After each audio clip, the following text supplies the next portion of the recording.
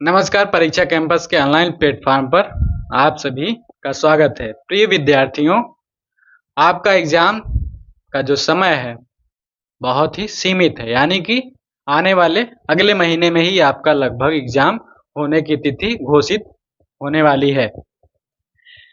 तो इस जो एक महीने की आप जर्नी है, जो एक महीने की आपकी यात्रा है, बहुत ही संघर्षमय है।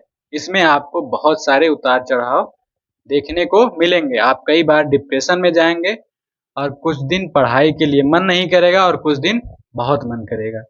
आपका जो एक महीने का यह संघर्ष है, इस संघर्ष के आपके संघर्षमय जीवन के ऊपर मैं आपके उत्साह को, आपके मनोबल को बनाए रखने के लिए 4 लाइनें कहता हूं कि वसुधा का नेता कौन हुआ, भूखंड विजेता कौन हुआ, अतुलित यश क्रेता कौन हुआ, नवधर्म प्रणेता कौन हुआ, जिसने न कभी आराम किया, विघ्नों में रहकर काम किया।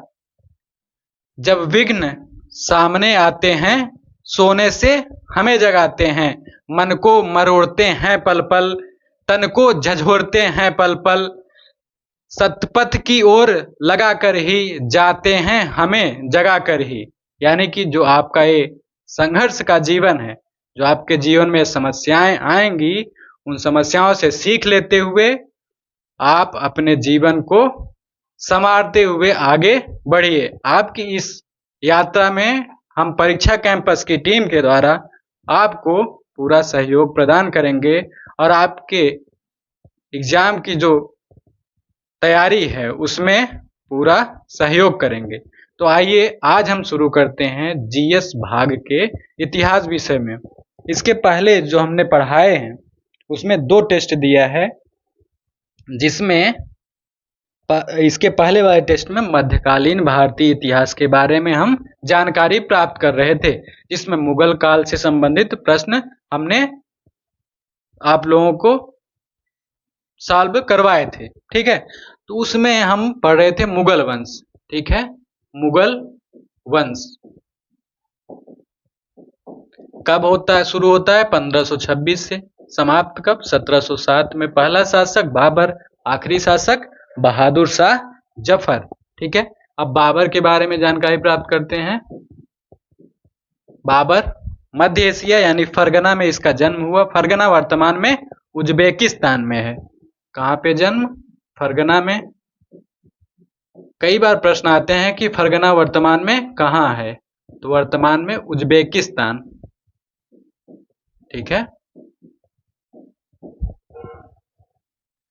भारत, ऐसे क्या कारण है बाबर भारत में आ रहा है। ठीक है, इसके पहले आपने बहुत सारे आक्रमणकारियों को देखा होगा, जिसमें महमूद गजनवी, मोहम्मद गौरी, बहुत सारे थे। उसी क्रम में बाबर आता है। क्यों भारत आता है? क्योंकि 1502 में सर ए पुल का एक युद्ध हुआ था। सर ए पुल का युद्ध हुआ जिसमें बाबर सैबानी खां से पराजित हुआ। ठीक है, किससे? सैबानी खां।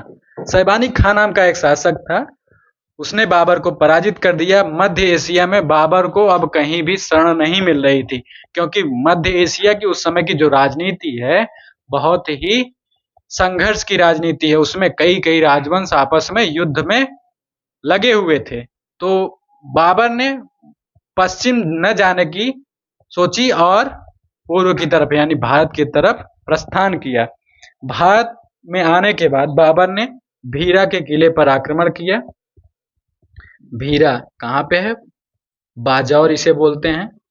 बाजौर नामक स्थान पर भीरा का किला था, इस पर आक्रमण किया। इस आक्रमण में पहली बार क्या हुआ? तोप और बंदूक का प्रयोग।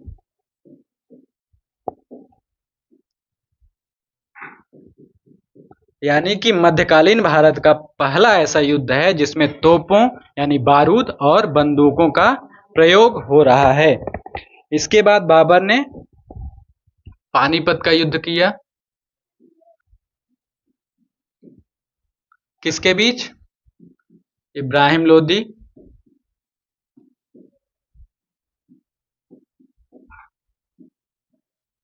वर्सेज बाबर। तो बाबर इसमें विजेता हुआ। ठीक है। इब्राहिम लोदी पहला शासक था मध्यकाल में या सल्तनत काल में, पहला शासक जो युद्ध भूमि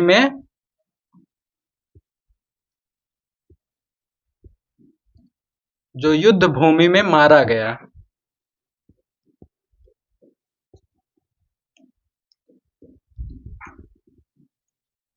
ठीक है। इसके बाद क्या होता है, बाबर ने खानवा का युद्ध किया। खानवा का युद्ध 1527 में। युद्ध क्यों हुआ? क्योंकि बाबर अपनी आत्मकथा तुजुक ए बाबरी में लिखा है कि जब उसने भारत पर आक्रमण किया उस समय भारत में 5 मुस्लिम शासक और 2 हिंदू शासक थे। 2 हिंदू शासकों में बाबर ने उल्लेख किया है कि राणा सांगा और कृष्णदेवराय उस समय भारत में शासन कर रहे थे। ठीक है। तो खानवा के आक्रमण में जो कारण था वो था कि बाबर ने जब अपनी तुजुक बाबरी में उल्लेख करता है कि राणा सांगा के दूत और इब्राहिम लोदी के चाचा दौलत खान लोदी के दूत ने भारत पर आक्रमण करने के लिए उसे पत्र लिखे थे। ठीक है। इसी कारण को ध्यान में रखते हुए आधुनिक इतिहासकार कहते हैं कि राणा सांगा ने जब भारत में आक्रमण करने के लिए बाबर को आमंत्रित किया था तो उनका यह उद्देश्य था कि बाबर भारत पर आक्रमण करेगा और वहां से फिर रिटर्न चला जाएगा। तो इसकी वजह से क्या हुआ कि जब बाबर ने भारत पर आक्रमण किया, यहां से वापस नहीं गया। तो जब राणा सांगा से युद्ध होता है, राणा सांगा से वर्सेस बाबर, तो बाबर विजयी होता है, राणा सांगा पराजित होते हैं। ठीक है। पराजित क्यों होते हैं? तत्कालीन जितने भी भारतीय शासक हैं, जितने भी राजा हैं, उनको युद्ध में पराजित होने का सबसे प्रमुख कारण था कि तत्कालीन युद्ध प्रणालियों की जानकारी उन्हें नहीं थी। पूरे विश्व में जो परिवर्तन हो रहे थे युद्ध के क्षेत्र में, युद्ध में जो नवीन नवीन तकनीकी का प्रयोग हो रहा था, जैसे तोपखाने का आविष्कार, तोपखाने का प्रयोग, बंदूकों का प्रयोग, घोड़ों का मतलब अच्छे घोड़ों की नस्लों का प्रयोग, तो इसकी वजह से युद्ध भूमि में जो भारतीय शासक हैं वो पीछे हो जाते थे, जबकि जो आक्रमणकारी थे नवीन तकनीकों का प्रयोग करके युद्ध में विजयी होते थे। तो इसी तकनीकी में एक था तुलुगमा प्रणाली। तुलुगमा प्रणाली ये क्या होता है? तुलुगमा प्रणाली बाबर ने भारत में इसको इजाद किया। इसमें क्या होता है, जैसे मान लीजिए एक तरफ विपक्षी सेना है, ठीक है, यानी कि भारतीय सेना है या फिर राणा सांगा की सेना मान लीजिए।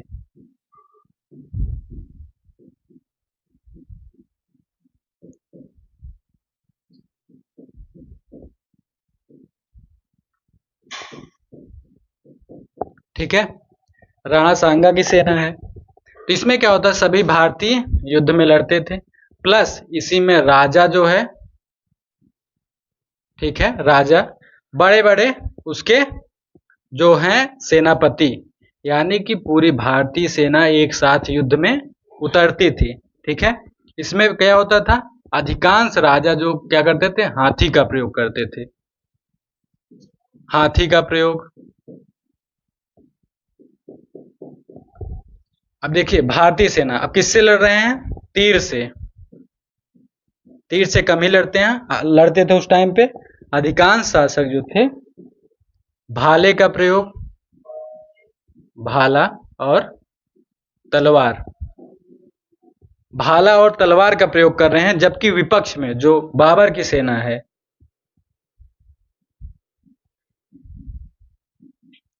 ये क्या प्रयोग कर रहे हैं? तोप का प्रयोग, तोप का प्रयोग, तीर का प्रयोग। ठीक। और बाबर की जो सेना होती, तत्कालीन जितने भी आक्रमणकारी थे, इनकी सेना में जो राजा या शासक होता था, शासक सेना से अलग था, सेना में नहीं लड़ता था। दूसरी बात, इसके जो महत्वपूर्ण सेनापति थे, सेनापति वो भी नहीं लड़ते थे। कुछ सेनापति लड़ते थे, सभी साथ में नहीं। और एक चीज है, इसकी वजह से क्या होता था, जो सेनापति या फिर राजा नहीं लड़ता था, तो एक बार युद्ध में अगर कोई पराजित भी होता था, उसका राजा बच जाता था, उसके कई महत्वपूर्ण सेनापति बच जाते थे। जबकि भारतीय सेना में सभी राजपूत एक साथ युद्ध में लड़ते थे, और तब तक लड़ते थे जब तक या तो युद्ध जीते या तो मारे न जाएं। यानी कि यहाँ पर वो युद्ध से वापस आना अपमान समझा जाता था।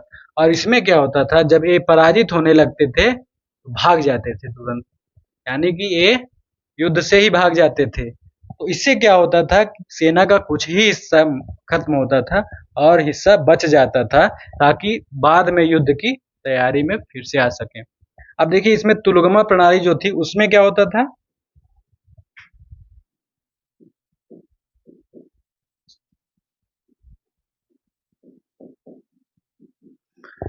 इसमें भी बाबर की सेना है, ठीक है, ये भारतीय सेना है,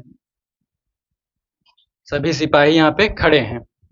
बाबर ने क्या किया, तुलगमा प्रणाली में जो ये बाबर के सेना है सब खड़े हैं, एक आरक्षित सेना थी,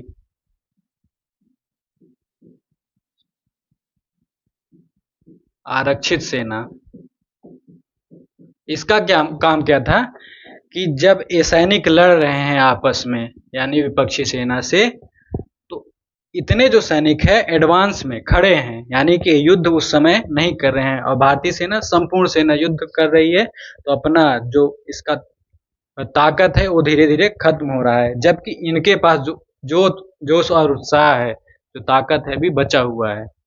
तो शुरू में मान लीजिए यहाँ तक के कुछ सिपाही युद्ध करते हुए मारे गए, ठीक है, इनके युद्ध करते हुए मारे गए थोड़े से, फिर इनकी सेना फिर आगे बढ़ी तो और मारे गए। इसमें क्या होता था, ज्यादा क्षति इनको होती थी। भारतीय सेना के जो सेनापति थे या राजा थे, हाथी का प्रयोग कर रहे हैं, तो बाबर ने यहाँ पर तोपों का प्रयोग किया, ठीक है,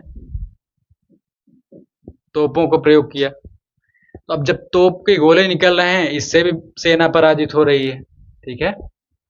और एक चीज है, इस युद्ध में पहली बार जो हाथी थे उनको जब, क्योंकि वो अपरिचित है ऐसी आवाज से, तो हाथियों ने जब तोपों की आवाज को सुना तो ये वापस अपनी सेना में ही भागने लगे। तो इससे क्या हुआ, उनके पैरों के तले बहुत सारे सैनिक मारे गए, तो इससे उनकी सेना कमजोर हुई, ठीक है। जब युद्ध में बाबर ने देखा कि यहाँ पर राणा की सेना जो है पीछे जा रही है, तो उसने ये जो तुलगमा प्रणाली है इसमें आरक्षित सेना को ऐसे पीछे से भेजा यहाँ पर आक्रमण करने के लिए, फिर इस साइड से भी भेजा यहाँ पर आक्रमण करने के लिए ना। तो ये जो भारतीय सेना है, राणा सांगा की सेना है, चारों ओर से घिर जाती है और युद्ध में ये लोग पराजित हो जाते हैं। इसी में एक रूमी प्रणाली थी, रूमी प्रणाली, युद्ध की रूमी प्रणाली।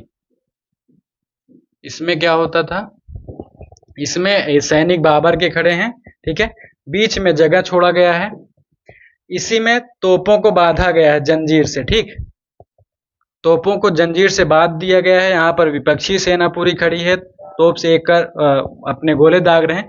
बीच में से एक घुड़सवार सेना होती थी, ठीक है, ये जो खाली जगह है 10-12 मीटर की जगह होती थी, इसमें से घुड़सवार सेना तेजी से भारतीय सेना पर आक्रमण करती थी, ठीक है।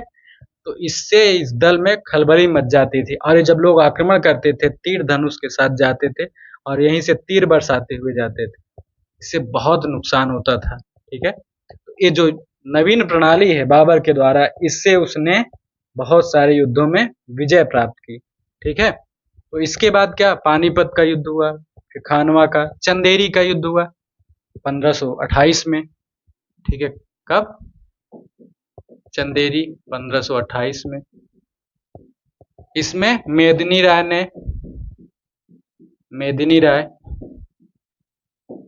वर्सेस बाबर, तो बाबर विजयी रहा, ठीक है। बाबर की तरफ से एक जो फैक्ट है जो परीक्षा में पूछे जाते हैं, बाबर की तरफ से इस समय शेरशाह ने आक्रमण किया था, यानी इसका साथ दिया था। और इसी युद्ध में शेर शाह ने कहा था, यदि भाग्य ने मेरा साथ दिया तो मैं एक दिन मुगलों को भारत से बाहर खदेड़ दूंगा। और इसी युद्ध के बाद बाबर ने अपने पुत्र हुमायूं से कहा था कि यह एक चालाक अफगान है। किसके बारे में?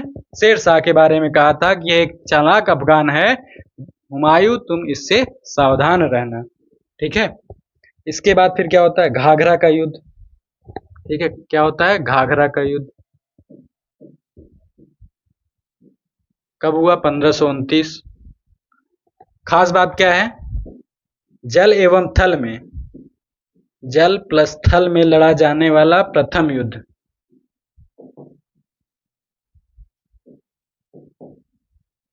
ठीक है, मध्यकालीन भारत का पहला युद्ध है जो जल में भी लड़ा गया और थल में भी लड़ा गया। तो बाबर के बाद कौन शासक बनता है? हुमायूं। हुमायूं। ठीक है, तो हुमायूं को पराजित किसने किया? शेर शाह ने। ठीक है, शेर शाह ने पराजित किया। हुमायूं का अर्थ होता है, क्या होता है? हुमायूं का अर्थ होता है भाग्यशाली। परंतु अपने पूरे जीवन में हुमायूं जो है लगभग संघर्ष करता रहा और अंत में इन्हीं संघर्षों के बाद ही उसकी मृत्यु भी हो जाती है। तो हुमायूं के बाद शेर शाह शासक बनता है जो कि प्रथम सूर शासक था, यानी लोधी शासक। इसी को द्वितीय अफगान वंश भी कहते हैं। द्वितीय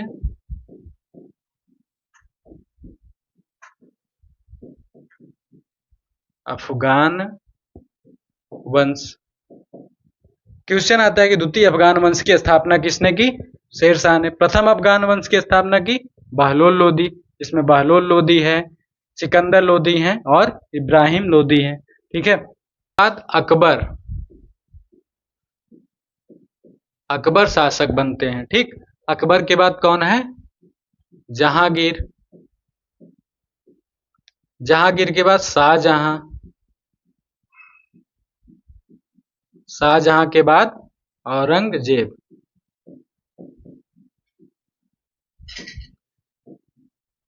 इतने जो शासक हैं बाबर, हुमायूं, अकबर, जहांगीर, शाहजहां और औरंगजेब, इतने शासकों को मुगल वंश का शासक माना जाता है। इसके बाद जो शासक आते हैं वो भी मुगल वंश के हैं, परंतु उनको उत्तर मुगलकालीन शासक माना जाता है। ठीक, तो इस प्रकार की सामान्य जानकारियों के बाद आइए हम आज के अपने प्रश्नों की श्रृंखला में चलते हैं। और आज का हमारा पहला प्रश्न है, बाबर की कब्र कहाँ है?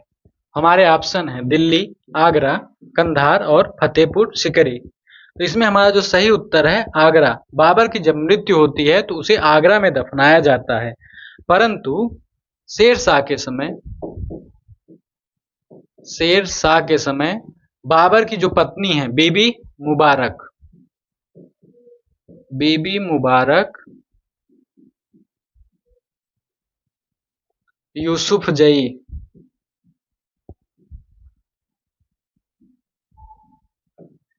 इन्होंने बाबर की कब्र को खुदवा करके उनकी अस्थियों को कहाँ ले गई? काबुल। काबुल में दफना दिया। ठीक है, यानी कि 2 बार इनका अंतिम संस्कार हुआ ना। तो शेर शाह के समय बाबर की पत्नी ने काबुल में इनका फिर से इनकी कब्र का निर्माण किया और वहां पे इनको दफना दिया। दूसरा प्रश्न है, गज ए सिकंदरी क्या है? हमारे ऑप्शन है राजस्व वसूली की प्रणाली, राजस्व माप का पैमाना, प्रशासनिक प्रणाली और सैन्य टुकड़ी। तो इसमें जो है ऑप्शन यहाँ पे गलत लिखा गया, राजस्व नहीं होता, यहाँ पे भूमि माप होगा। भूमि माप का पैमाना। गज ए सिकंदरी जो था भूमि माप का पैमाना था। इसकी शुरुआत किसने की? शेर शाह ने। इसकी लंबाई कितनी थी? 39 अंगुल, यानी 39 अंगुल या 32 इंच। ठीक है, 32 इंच की इसकी माप होती थी। ठीक है, शेर शाह से संबंधित और क्या जानकारी है? इसने सोने की एक मुद्रा जारी की जिसका नाम था अशरफ। ठीक है, सोने की मुद्रा, सोने की मुद्रा अशरफ जारी की। कितना वजन इसका था? 167 ग्रेन। ठीक है, 167 ग्रेन की सोने की मुद्रा जारी की, जिसे अशरफ कहा जाता था। ठीक है, इसने चांदी का एक रुपया भी जारी किया जो 180 ग्रेन का था। ठीक है, चांदी का जो रुपया था, चांदी का रुपया, इसका वजन कितना था? 180 ग्रेन। ठीक है, तांबे का दाम,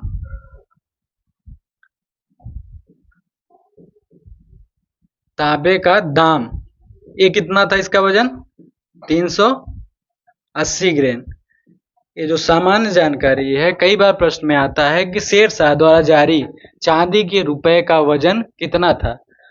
ठीक है, ये जो अभी पीजीटी के प्रश्न में आया था, एग्जाम जो हुआ था उसमें आया था कि जो सोने की मुद्रा थी उसका वजन कितना था। ठीक है, अगला हमारा प्रश्न है, तानसेन का मूल नाम क्या था? ठीक है, तानसेन का मूल नाम क्या था?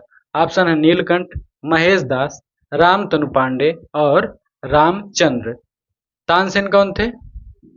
अकबर के समकालीन, अकबर के समकालीन हैं।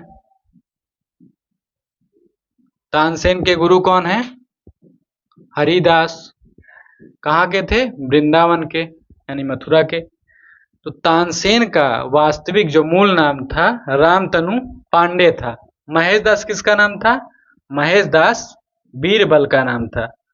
ठीक है, बीरबल अकबर के नवरत्न थे और एकमात्र हिंदू थे जिन्होंने क्या दीन ए इलाही धर्म को स्वीकार किया था। हमारा आज का चौथा प्रश्न है, धर्मत का युद्ध कब हुआ? फरवरी 1658, अप्रैल 1658, जनवरी 1659, मार्च 1659 में। इसमें हमारा सही उत्तर है 1658 में। धर्मत का युद्ध, इसे उत्तराधिकार का युद्ध भी कहा जाता है। किसके उत्तराधिकार का? शाहजहां के बाद कौन शासक बनेगा, इसके लिए। इसमें किसने भाग लिया? शाहजहां के पुत्रों ने, जिसमें दारा और औरंगजेब थे। ठीक, मुराद भी था। तो इस युद्ध में, जो धर्मत का युद्ध था, इसमें कौन कौन शामिल था? औरंगजेब, औरंगजेब प्लस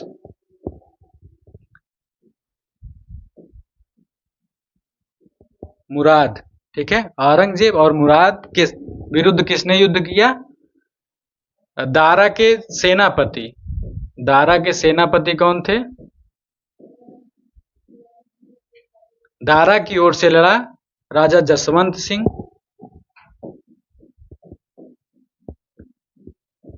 और हमारा अगला प्रश्न है, पुरंदर की संधि कब हुई? हमारे ऑप्शन है 1664, 1665, 1663 और 1666। पुरंदर की संधि 1665 में हुई। ठीक है, 1665 में किसके बीच? शिवाजी और औरंगजेब के जो सेनापति थे जय सिंह के बीच। ठीक है, तो क्या हुआ इसमें? जो शिवाजी की 35 किले थे, कितने? 35 किले थे, उसमें से 23 किले औरंगजेब को देने पड़े। शिवाजी के पास जो 35 किले थे, ये संधि की शर्त थी कि शिवाजी के 35 किले जो थे उनको 23 किले औरंगजेब को देने पड़े। 23 किले औरंगजेब को देने पड़े और अपने पुत्र को, औरंगजेब को देने पड़े और अपने पुत्र को मुगल दरबार में भेजने का उन्होंने वचन दिया। ठीक है, हमारा अगला प्रश्न है, अकबर के समय योग वशिष्ठ पुस्तक का अनुवाद किसने किया? हमारे ऑप्शन है अबुल फजल, बदायूनी, राजा टोडरमल और फैजी। हमारा सही उत्तर है फैजी। फैजी ने अकबर के समय योग वशिष्ठ नामक पुस्तक का अनुवाद किया। ठीक है, इस समय अकबर ने विभिन्न विद्वानों से, जो इतने विद्वान हैं, सभी भारतीयों की जो प्राचीन भारतीय इतिहास या फिर प्राचीन भारत से संबंधित विभिन्न, जैसे अथर्ववेद, ऋग्वेद है, जो सभी वेद हैं, उपनिषद हैं, उनका तत्कालीन भाषा फारसी में अनुवाद करवाया। उसी में फैजी ने योग वशिष्ठ नामक पुस्तक का अनुवाद किया। ठीक है, अबुल फजल ने किया, अबुल फजल ने कालिया दमन, कालिया दमन नामक जो पुस्तक थी उसका अनुवाद किया। ठीक है। बदायूनी ने क्या किया?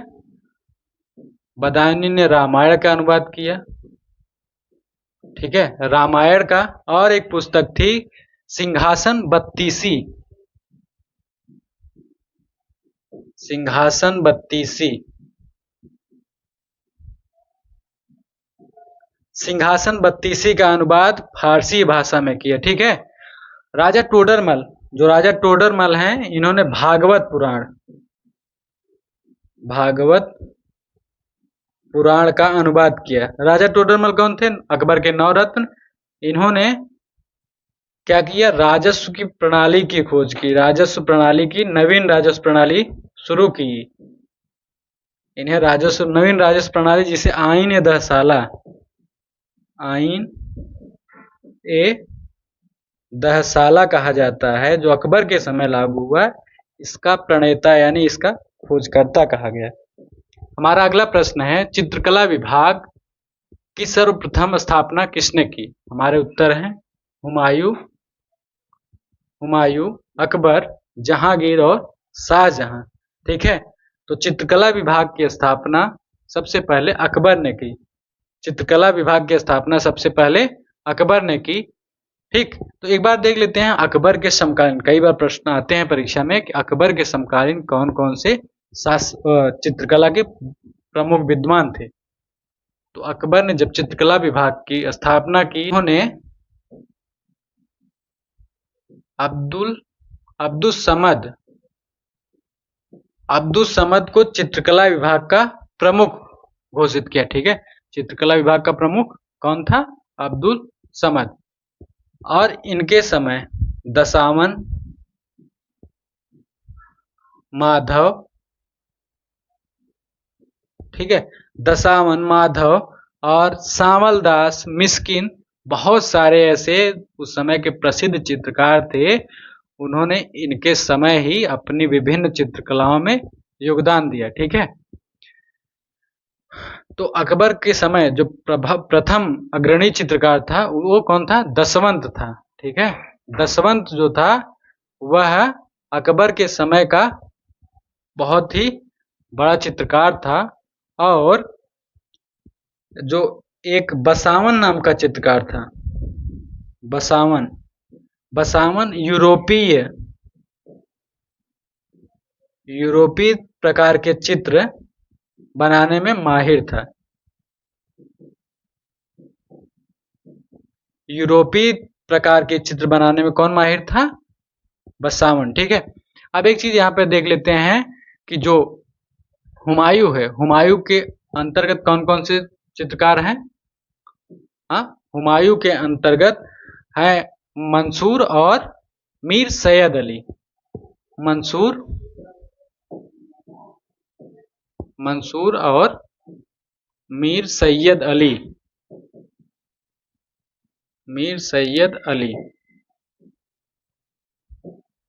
ठीक है। अगला प्रश्न है, जहांगीर ने किसे फारस के शाह अब्बास का चित्र बनाने भेजा था? हमारे ऑप्शन है मंसूर, अबुल हसन, नादिरा बानू और बिशन दास। इसमें जो हमारा सही उत्तर है बिशन दास। बिशन दास रूप चित्र, जैसे पोर्ट्रेट कहा जाता है, वह बनाने में बहुत ही माहिर था। उसे जहांगीर ने फारस के शासक शाह अब्बास का चित्र बनाने के लिए भेजा था। बसावन ने शाह अब्बास के पूरे परिवार का चित्र बनाया था। ठीक है। तो इसमें हम और क्या कहते हैं, जो ये ऑप्शन है इनके बारे में जानकारी प्राप्त कर लेते हैं। जो नादिरा बानू थी, एक महिला चित्रकार थी, महिला चित्रकार। ठीक है। अबुल हसन को जहांगीर ने नादिर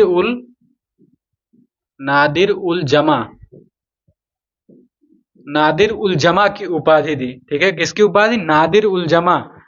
तो अब याद कैसे करोगे? अबुल हसन, हसन मतलब हंसना, हसन मतलब हंसना, और हसन, ऐसा हंसो कि महफिल जम जाए। तो यानी कि हसन, हंसने से क्या जमेगा? महफिल ना, तो जम गया महफिल। तो नादिर उल जमा की उपाधि किसे प्रदान की गई? अबुल हसन को। ठीक है, मंसूर को क्या मिला? मंसूर को भी एक उपाधि मिली थी, इसे नादिर उल अस्र, नादिर उल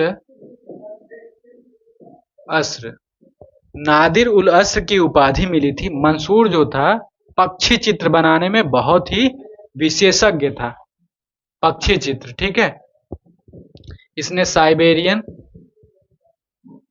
साइबेरियन पक्षी साइबेरियन पक्षी के चित्र बनाए। ठीक है, बाज के चित्र बनाए। बहुत सारे ऐसे जो उस समय के पक्षी थे, बहुत कश्मीर में पाए जाने वाले लगभग 2000 पक्षियों का चित्र मंसूर ने बनाया था। ठीक है, हमारा अगला प्रश्न है, भारत में सर्वप्रथम निर्मित पूर्णतः संगमरमर का मकबरा था। अब यहां पर ध्यान रखिएगा, भारत में, ठीक, भारत में निर्मित पूर्णतः यानी पूरी तरीके का, ऐसा कौन सा मकबरा था जो भारत में निर्मित हो पहली बार और पूरे तरीके से संगमरमर का प्रयोग उसमें किया गया हो? हमारे ऑप्शन है एतमाद-उद-दौला, ताजमहल, हुमायूं का मकबरा और होशंग शाह का मकबरा। हमारा सही उत्तर है होशंग शाह का मकबरा। कहाँ पे था? मांडू में। यह भारत का प्रथम मकबरा था जो पूरी तरीके से सफेद संगमरमर से निर्मित किया गया था। अब एतमाद-उद-दौला का जो मकबरा था, यह मुगल काल में, कब? मुगल काल में निर्मित पहला सफेद संगमरमर का मकबरा था। ठीक है, और जो हुमायूं का मकबरा है, हुमायूं का मकबरा यह पहला मकबरा है जिसमें दोहरी गुम्मद का प्रयोग, दोहरी गुम्मद का प्रयोग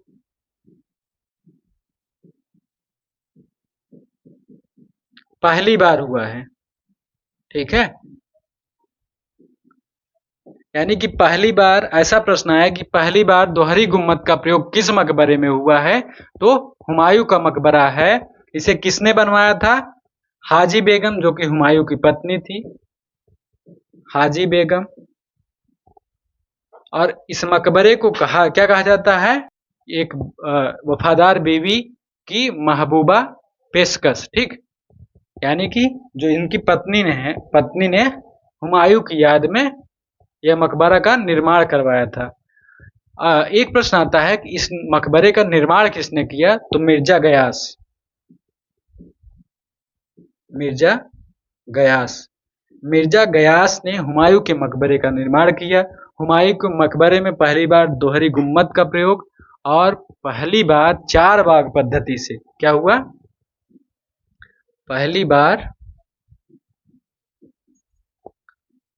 4 बाग पद्धति या 4 बाग प्रणाली में मकबरे का निर्माण हुआ है।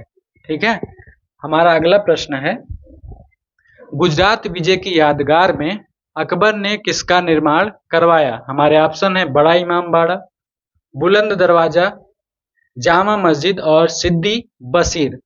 इसमें हमारा सही उत्तर है बुलंद दरवाजा। अकबर ने जब गुजरात की विजय की, गुजरात की विजय में ही पहली बार अकबर ने समुद्र को देखा और पुर्तगालियों से मिला। उसके बाद इसने फतेहपुर सीकरी में बुलंद दरवाजे का निर्माण करवाया। ठीक है, बड़ा इमाम बाड़ा कहाँ पर है?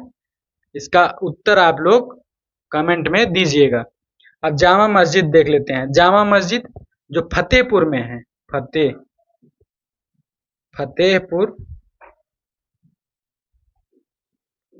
फतेहपुर सीकरी में जो जामा मस्जिद है, इसको अकबर ने बनवाया।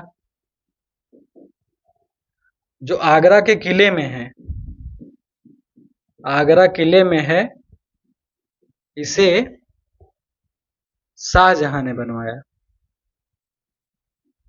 ठीक है, आगरा के किले की जामा मस्जिद को शाहजहां ने बनवाया, जबकि फतेहपुर सीकरी की जामा मस्जिद को अकबर ने बनवाया था। हमारा अगला प्रश्न है, पानीपत की दूसरी लड़ाई निम्नलिखित में से किसके बीच हुई थी? हमारे ऑप्शन है अकबर हेमू, राजपूत और मुगल, बाबर और इब्राहिम लोदी, सिकंदर और आदिल शाह। हमारा सही उत्तर है अकबर और हेमू। अकबर और हेमू के बीच पानीपत की दूसरी लड़ाई हुई, जो कि 1556 में हुआ था। हेमू अंतिम भारतीय शासक था जिसने विक्रमादित्य की उपाधि धारण की थी। ठीक है, हुआ कब था युद्ध? 5 नवंबर 1556 को पानीपत का दूसरा युद्ध हुआ। इसमें एक आरपी त्रिपाठी नामक इतिहासकार हैं। उनका कथन है, बहुत ही फेमस कथन है, कई बार परीक्षाओं में आता है। उनका कथन है कि हेमू की पराजय एक दुर्घटना मात्र थी और अकबर की विजय संयोग मात्र थी। ठीक है, हेमू की पराजय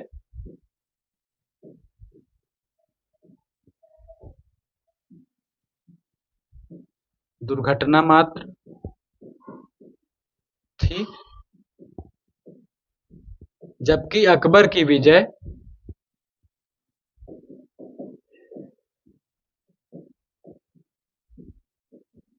संयोग मात्र थी। किसका कथन है? आरपी त्रिपाठी नामक इतिहासकार हैं। इन्होंने कहा कि अकबर की जो विजय हुई मात्र एक संयोग था कि अकबर की विजय हुई, इसमें कोई साहस की बात नहीं है। एक चीज ध्यान रखिएगा, इस युद्ध में अकबर नहीं लड़ा था, अकबर की तरफ से बैरम खां ने अकबर की तरफ से लड़ाई लड़ी थी। युद्ध में क्या हुआ था? जो हेमू था, हेमू एक हाथी के ऊपर एक हौदा होता है, उसमें बैठ करके युद्ध कर रहा था और अचानक से एक तीर उसकी आंख में लग जाता है। इसकी वजह से वह गिर जाता है और तत्कालीन समय में जितने भी भारतीय शासक, खास करके राजपूत शासक, वो युद्ध करते रहते थे। अगर उनका मतलब राजा अगर पराजित हो जाता था या युद्ध भूमि में मारा जाता था तो सारी सेना वापस चली जाती थी। जब हेमू की सेना ने हेमू को नहीं देखा तो सेना में भगदड़ मच गई और इस प्रकार अकबर जो है युद्ध में विजयी हुआ। हमारा अगला प्रश्न है, गुरु अर्जुन देव किसके समकालीन थे?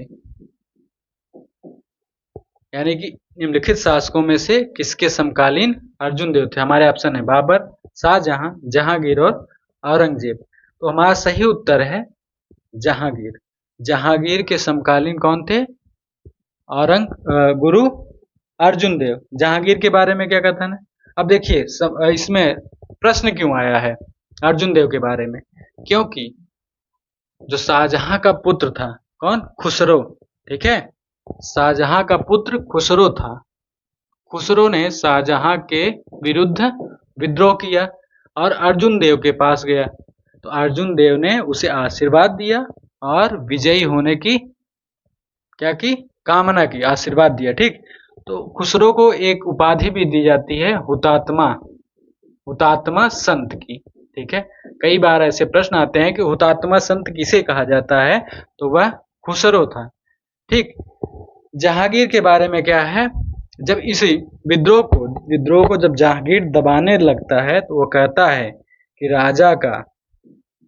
राजा का कोई सगा संबंधी नहीं होता है।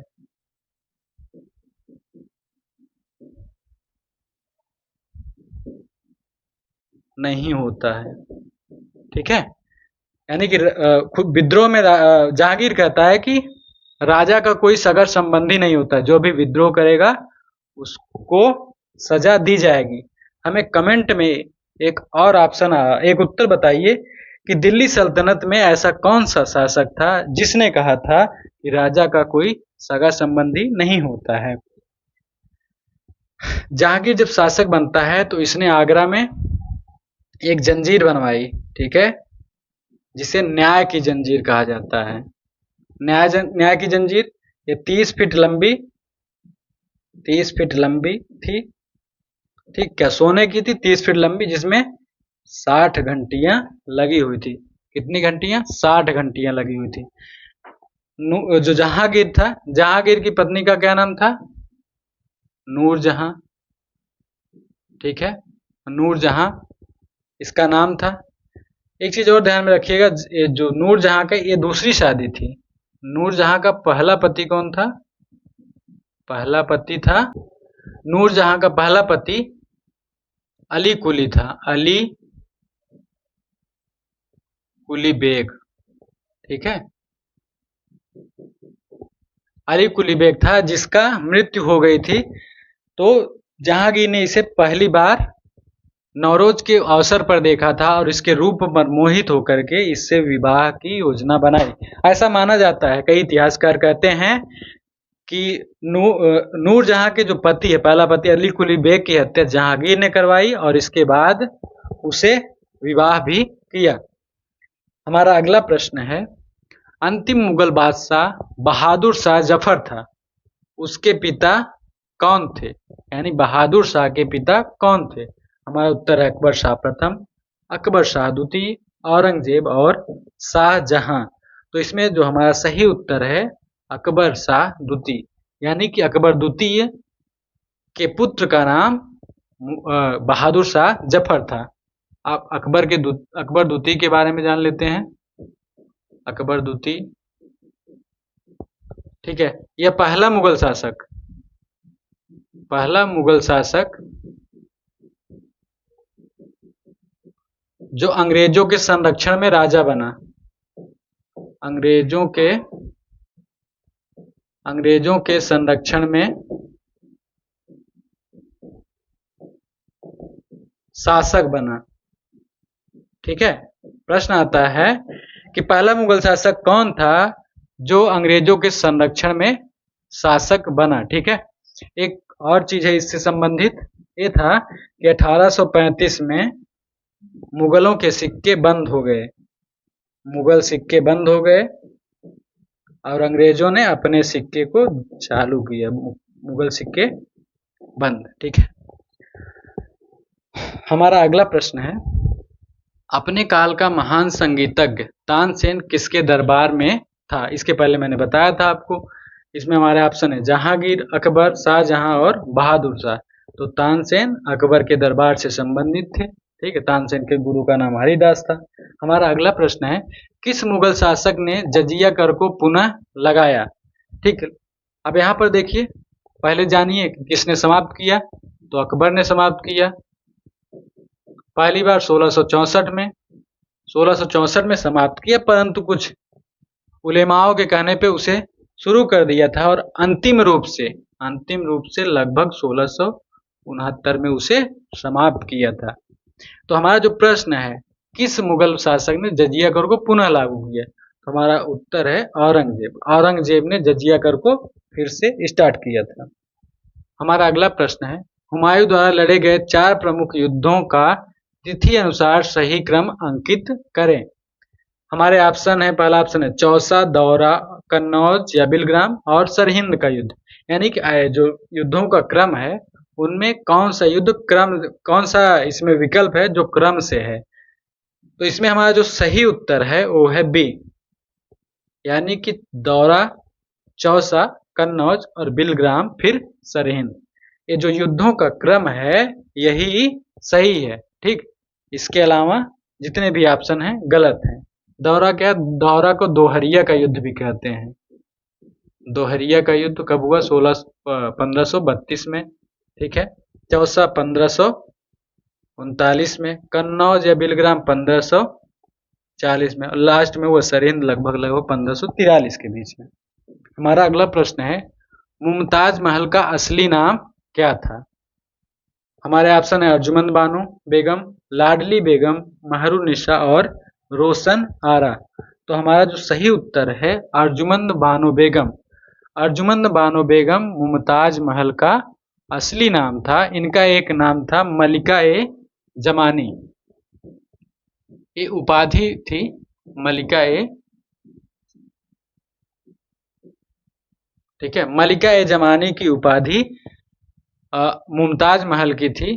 ठीक, तो इसमें और चीज देख लेते हैं, महरुनिसा कौन थी? महरुनिसा थी औरंगजेब की पुत्री, औरंगजेब की पुत्री। लाडली बेगम कौन थी? लाडली बेगम थी नूरजहां और इनके पहले पति, इनका पहला पति कौन था? Ali Quli bag, Ali Quli bag.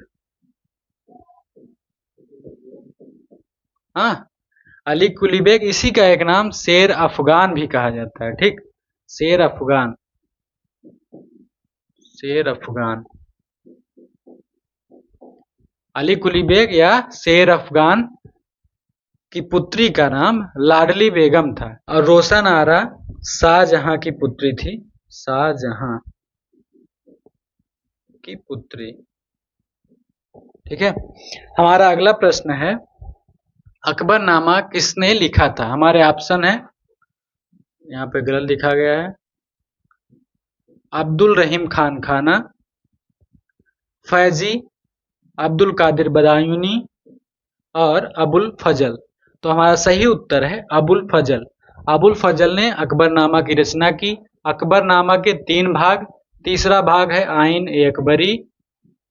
इसके पहले की प्रैक्टिस सेट में मैंने इस क्वेश्चन को सॉल्व करवाया था, आइन ए अकबरी। ठीक, आइन ए अकबरी के भी 5 भाग हैं। यह कई बार परीक्षा में आया हुआ है कि आइन ए अकबरी के कितने भाग हैं। ठीक, हमारा अगला प्रश्न है, निम्नलिखित में से कौन जहांगीर के चित्रकार थे? इसमें हमारा ऑप्शन है अब्दुस समद, अबुल हसन, अका राजा और पीर मोहम्मद। तो हमारा सही उत्तर है अबुल हसन। अबुल हसन अभी मैंने बताया था, इसकी उपाधि थी नादिर उद जमा, यानी कि ऐसा हंसे कि महफिल जम गई। नादिर उद जमा। ठीक है। अब्दुस समद किसके समय के थे? अकबर के समय थे। हमारा अगला प्रश्न है, राजपूताना के निम्न में से किसने अकबर की संप्रभुता स्वीकार नहीं की थी? हमारे ऑप्शन है आमेर, मेवाड़, मारवाड़ और बीकानेर। हमारा सही उत्तर है मेवाड़। मेवाड़ के जो थे महाराणा प्रताप, यानी मेवाड़ के किसी भी शासक ने अकबर की अधीनता नहीं स्वीकार की थी। ठीक, तो यह हमारे प्रैक्टिस सीरीज का आखिरी प्रश्न है। इस प्रकार से आने वाली प्रैक्टिस सीरीज में हम ऐसे ही प्रश्नों को आपके अभ्यास के लिए लाते रहेंगे। आशा करता हूं हमारा ये जो आज का वीडियो है, आज का जो लेक्चर है, आपको पसंद आया होगा और आप इन सभी प्रश्नों को और इसके पहले जो अध्ययन सामग्री है उसको लिखित रूप से अपने पास रखें और उसका प्रतिदिन रिवीजन करते रहते हैं। प्रतिदिन के रिवीजन के पश्चात ही और प्रतिदिन प्रश्नों को सॉल्व करने के पश्चात ही आपके अंदर कॉन्फिडेंस आएगा और उसके फलस्वरूप आप अपनी तैयारी को अच्छा करते जाएंगे। तो यही सब प्रश्नों को आप प्रतिदिन सॉल्व करते रहें और अपनी पढ़ाई में जी जान से लगे रहें। तब तक के लिए आप सभी को अलविदा। मिलते हैं अगले प्रश्नों की सीरीज में। धन्यवाद।